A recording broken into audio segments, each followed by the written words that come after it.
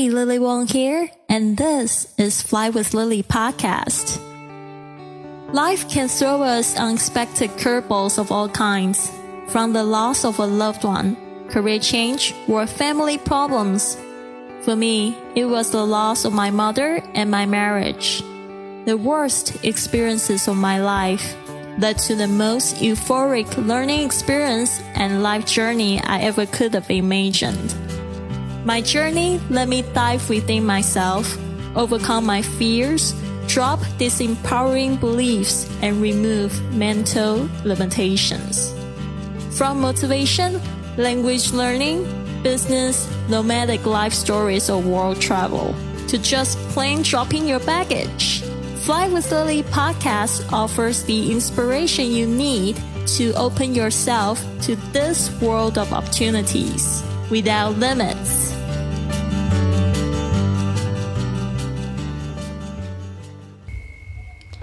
"20 years from now, you will be more disappointed by the things you didn't do than by the ones you did do." Hi, I'm Lily. Today, I want to share a story that changed my life. It begins in the spring of 2005. I was 22 years old. It was the second year after my mother had passed away. I had just returned to university to finish my degree. I had completed one semester, made it through a winter break. And if I had to describe how I felt at that time, I would say I was lost, but I desperately wanted to change. I was studying journalism, but I wasn't sure I wanted to work in media. I had a steady boyfriend, but something inside me quietly knew that wasn't the future I was walking towards. I feel like I was standing at a crossroads. I didn't know which direction to go, but I knew one thing. I didn't want to stay still. So that year, I threw myself into everything I could find.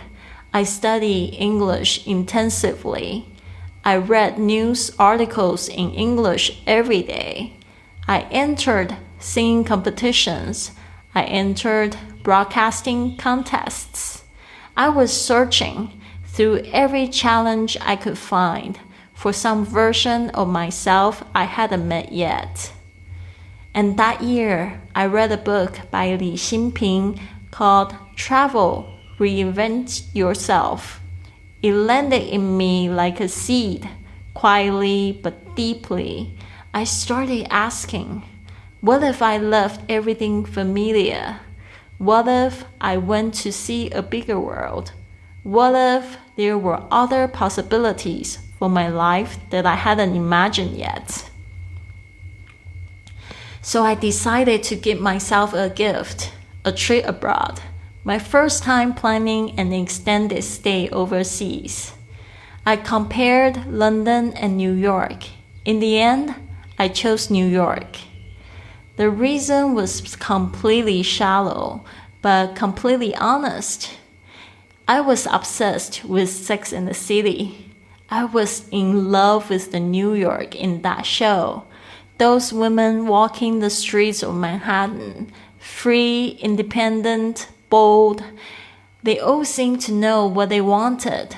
22-year-old me was the opposite. So I wanted to see that city with my own eyes. I wanted to find out whether that kind of life actually existed.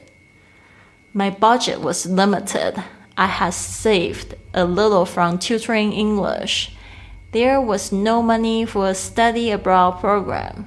No money for a travel agency. I researched everything myself. Flights, visas, accommodation, my first international ticket, my first US visa application, my first 5-week itinerary built entirely from scratch. It sounds ordinary now, but for 20-year-old me, every single step felt like an adventure.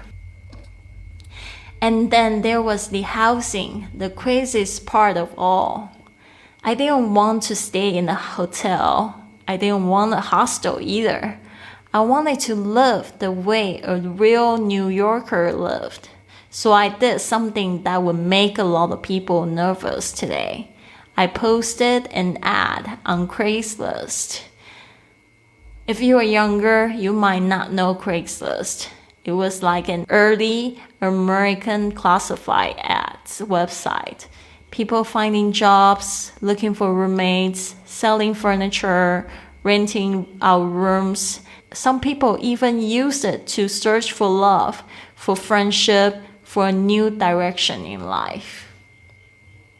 And me, I uploaded photos of myself and my university friend, wrote a short introduction, and told the world, we are journalism students from Taiwan, looking for someone willing to let us stay for 5 weeks. Looking back, it was a little crazy, but the internet in 2005 was completely different from today. There was no Airbnb, no Instagram, Facebook had just started. People were both cautious about strangers and genuinely curious about them. And I believed somewhere out there, someone would be curious about 2 university students from Taiwan. I was right. I sent nearly 80 emails. A few people wrote back. One of them was named Vincent, a reporter at the New York Post, who loved Asian cinema, loved Shu Qi, loved Fei Wang. Because we were both in journalism, I felt an inexplicable sense of connection. We chose him. Later, I realized if we hadn't both been willing to stay open to a stranger, this connection would never have happened. In a way, Craigslist became my first lesson in trust. It taught me the world has risks, but the world also has kindness.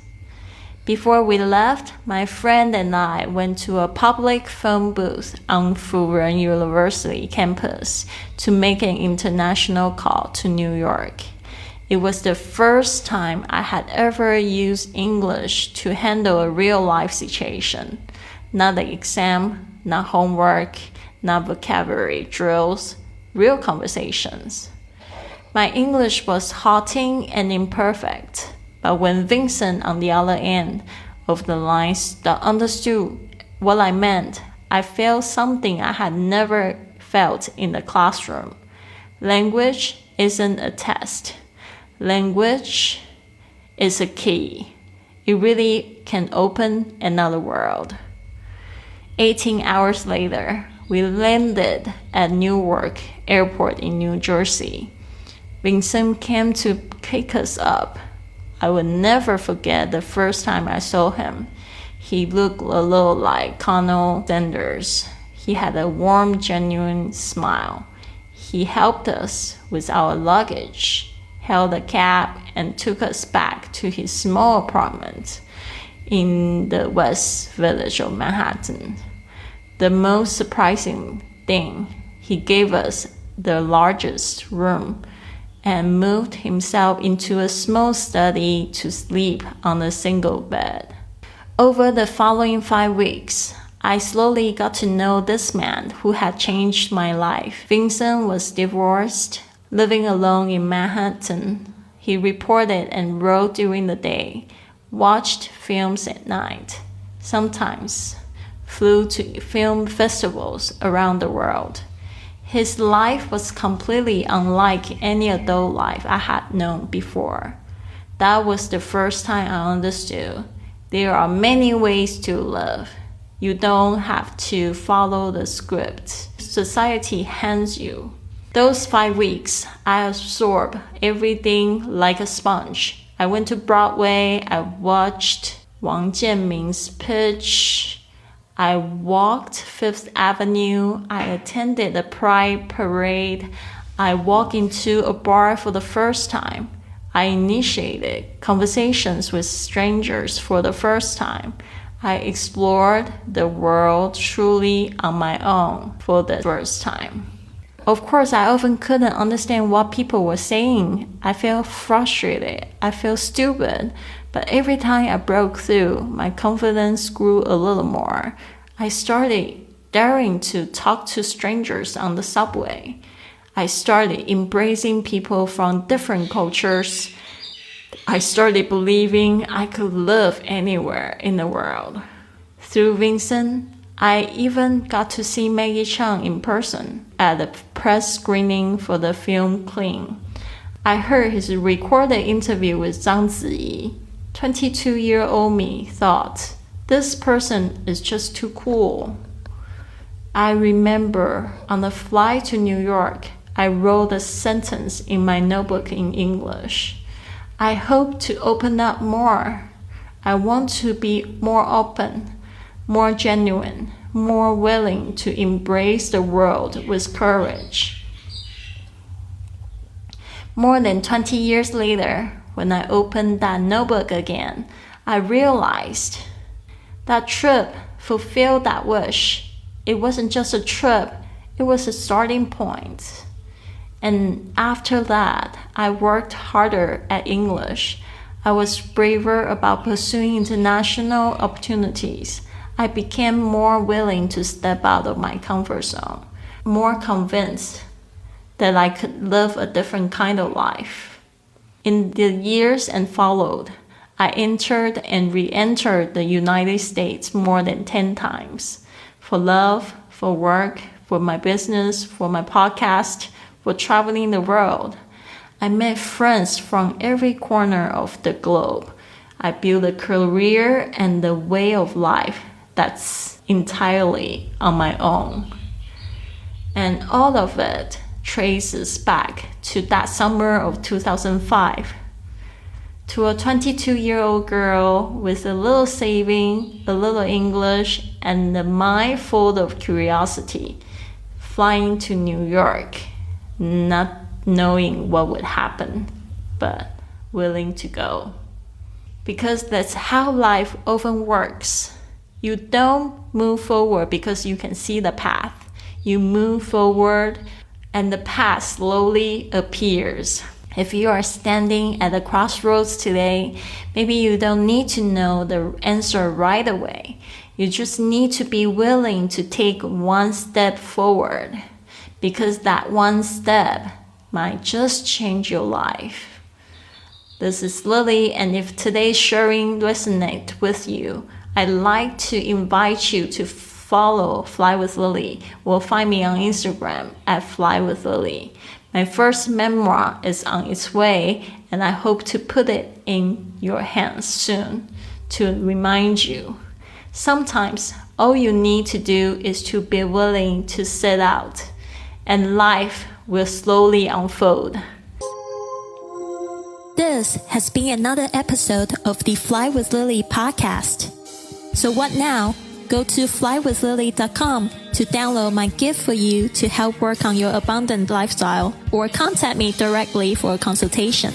This show takes a lot of work and planning, so if you enjoyed it, please consider a 5-star review on iTunes, following on Facebook and Instagram at Fly with Lily, or come up and give our crew a hug on the street when you are on your journey. Thanks for listening, and remember, life's curveballs can be your best opportunities.